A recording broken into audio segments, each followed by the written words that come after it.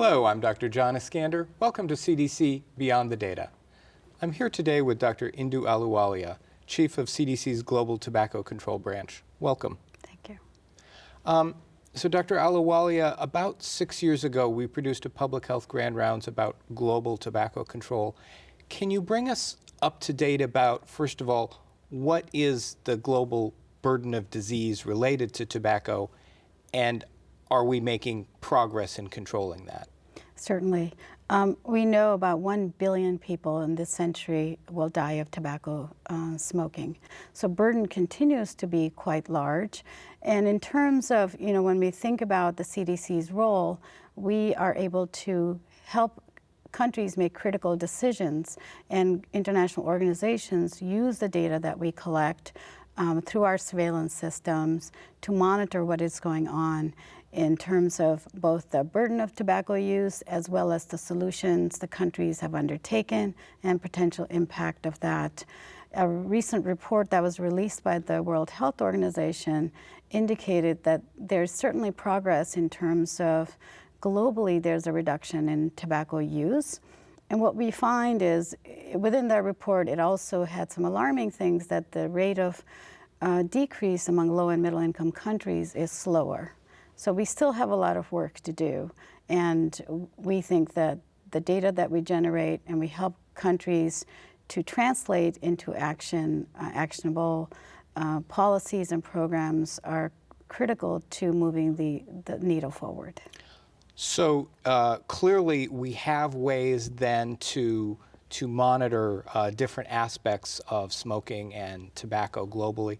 Can you tell our audience a little bit about how we monitor everything from smoking to exposure to advertising? Sure. So the CDC Global Tobacco Program, this is where the Global Tobacco Surveillance System is housed, and we have 3 different components which we are able to work with each country side by side to implement. We have the Global Youth Tobacco Surveillance, which is GYTS, active in 188 countries. It is the largest surveillance system, continues to be so, and it is targeting kids who are 13 to 15 years of age and in schools. We're very proud of our system.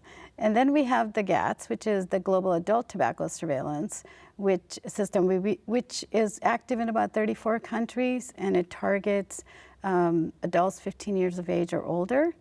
And it covers about 70%, or it represents 70% of the world's population and about 75% of the smokers in the world, which is quite remarkable. The third is we have a set of tools called Tobacco Questions for Surveys, which are systematic, standardized set of questions that countries can use and integrate in their ongoing surveillance systems.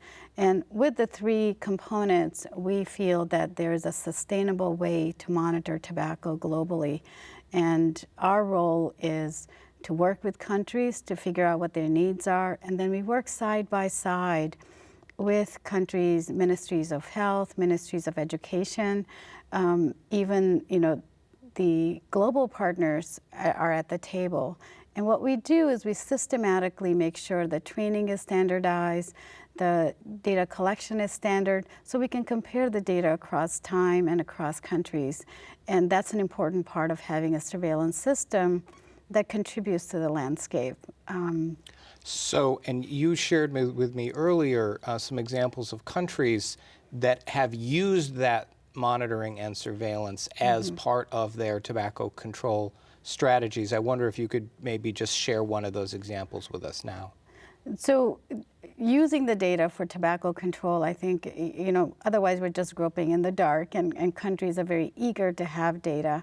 And I will share an example of Uganda. They had first wave of data, and they passed a National Tobacco Control Act in 2015. Prior to that, they were the country who used both GYTS and GATS data quite effectively to rally the troops, so to speak. They used the data to educate and mobilize their stakeholders. So there was support for passing the law. There are other examples of countries that have had multiple waves of data. India comes to mind since they just released their data very recently. And India saw quite a great decline in tobacco from the first survey, which was done in 2009, 2010, and the most recent survey, which was completed in 2016, 2017. And part of that allowed India to know that the law that they passed under their food safety provision, Food Safety Act in 2011, banned gutka, which is a flavored tobacco with areca nut. And the state subsequently in India adapted some of that law and stronger provisions to ban other flavored products that contain tobacco. And what the data really showed for India was that there was a decline in smokeless as well as combustible tobacco products. Because there was fear, of course, that you ban smokeless tobacco and there might be an increase in combustible, and that didn't happen. So what that really demonstrated to India and the states and others watching this very closely is that when a strong legislation is passed, there is an impact, and our data were critical in measuring that impact. So, yeah, very important, of course. My understanding is Asia is now home to half of the world's smokers, so very important to hear of that substantial progress being made in India. I think a lot of our viewers may wonder about the changing landscape of tobacco products. We have e-cigarettes now, but particularly in low and middle income countries, we also have, people may know them by different names, shishas, hookahs, water pipes, other different kinds of products. What do we know in general about use and control of those types of tobacco products? Sure. I think you bring up a very important point, in terms of the changing landscape. And what's interesting about the global landscape is that, if you look at the data, what they're showing is there's been an astronomical uptake of vaping products like e-cigarettes and e-pens and all their iterations. So there's a very rapid progression in the global market of these products. I think it's anticipated to be reaching 55 million users by 2021, which is only 3 years away from about 7 million that was observed in 2011. So a huge increase anticipated by 2021. And what the other interesting thing about the changing landscape is that when you look at the 10 top global markets for sales of these products, of course, the Western countries are there, but what's remarkable to me is that both India and China are among the top 10 purchasers of these electronic products that are available. And one of the things we find with we've been in the forefront in terms of surveillance. Both GYTS and the GATS surveillance have collected some information from a number of countries about whether the kids are aware of the products and what the use is, and for adults as well. And what we find is there's a high level of awareness. When we look, 20%, upwards of 20 to 95% among kids, similarly among adults. It varies by country, of course. And the use is still low, which tells us that it's very possible that as the cost of these products goes down and marketing is very aggressive, as we see, that there is potential for these to increase worldwide. So certainly something that will need to be monitored going forward. Absolutely. So you gave a couple of examples earlier of India and Uganda. Both of those involved laws. There have been a number of types of laws and policies that have been proven to be effective in decreasing tobacco use and harms from tobacco. Could you briefly review what some of those are? Sure. So most of the countries are signatories to the World Health Organization's Framework Convention on Tobacco Control.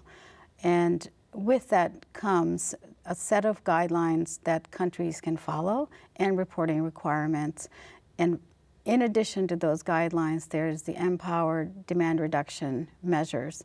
In those demand reduction, these are proven strategies that countries can adapt for their tobacco control efforts. They include everything from monitoring to raising taxes on tobacco products. and monitoring the tobacco industry, for example. So all of those combined provide guidance to countries on how to measure what's going on. That's of the Empower is monitoring tobacco surveillance and policies, and then also to enact programs that allow them to tackle different, anything from legislative to monitoring of the industry, raising taxes, to protecting people from secondhand smoke in public and other places, having legislation and other efforts, and helping people to quit. Another very important aspect of, as the landscape changes, we need to have services to assure that people who want to stop can. Dr. Ahluwalia, going forward, really, what is the bottom line about global tobacco control and monitoring? We know surveillance is essential. Data tell us where we are, where we need to go, and what we've done well. And I think in terms of millions of lives are at stake, and we have an opportunity to save them. And in fact, 100 million lives is the goal for tobacco control. And our data will be really important to measure measure where we are, and what gets measured gets done. Thank you very much, Dr. Ahluwalia, for your work and for being here with us today. It's my pleasure. Thank you for joining us for Beyond the Data.